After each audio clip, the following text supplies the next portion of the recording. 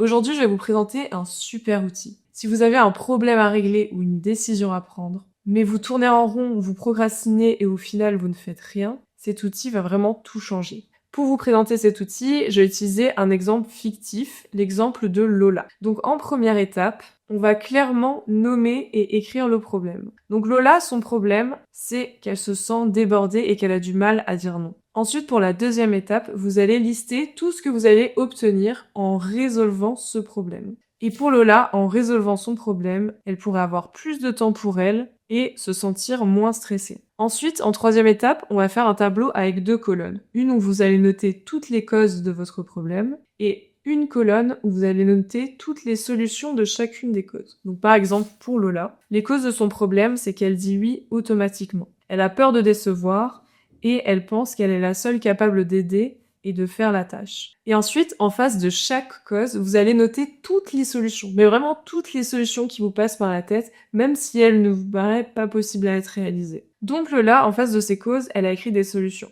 Elle aurait pu en écrire beaucoup plus, mais du coup, ça c'est un exemple pour pouvoir vous le présenter. Vous, bien sûr, vous écrivez toutes les solutions qui vous passent par la tête. Donc par exemple, à je dis oui automatiquement, elle propose de préparer des phrases pour refuser poliment. Ensuite, pour le fait qu'elle a peur de décevoir, elle peut tester déjà de faire un refus avec un proche. Et elle peut ensuite en discuter avec lui. Pour la cause qu'elle pense être la seule capable d'aider et de faire la tâche, elle propose la solution de dire non à une demande cette semaine ou de déléguer certaines tâches. Donc une fois que vous avez fait la liste de toutes les solutions qui vous passent par la tête, dans l'étape suivante, on va faire un tableau où pour chaque solution, on va mettre les avantages et les inconvénients. Et chacun de ces items, on va les évaluer.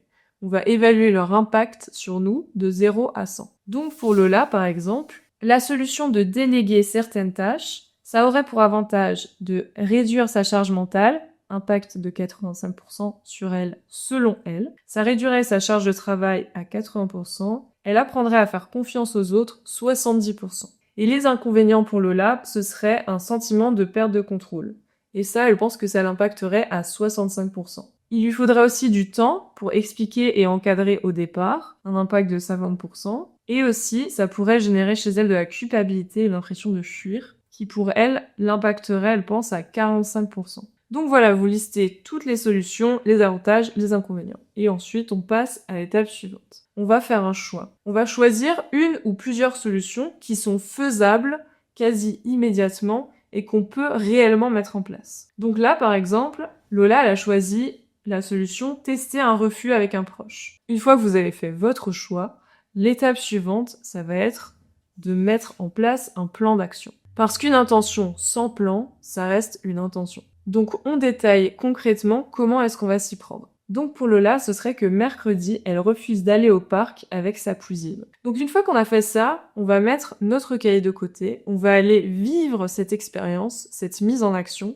et ensuite on va revenir sur le carnet, et la dernière étape, ça va être d'analyser les résultats. Donc pour ce faire, on se pose et on prend le temps de faire le point. Et on peut répondre à certaines questions. Par exemple, est-ce que ça a bien fonctionné? Est-ce qu'il y a quelque chose qui a été plus difficile que prévu? Est-ce qu'il y a de nouveaux problèmes qui sont apparus? Etc. Donc du coup, là, pour Lola, ça a été difficile pour elle de dire non, mais finalement, elle sent que la relation avec sa cousine, elle n'a pas été impactée. Elle a remarqué que le ton de sa cousine n'avait pas du tout changé face à son refus. Elle lui a dit que ce n'était pas grave et qu'elles pourront se retrouver pour une autre activité une prochaine fois. Si pour vous, il y a de nouvelles problématiques qui sont apparues, à ce moment-là, ce n'est pas grave. Vous allez les lister, et ensuite, pour chaque problématique, vous allez refaire l'exercice pour pouvoir vous mettre en action et tenter de résoudre la problématique. Alors, l'objectif de cet outil, c'est quoi?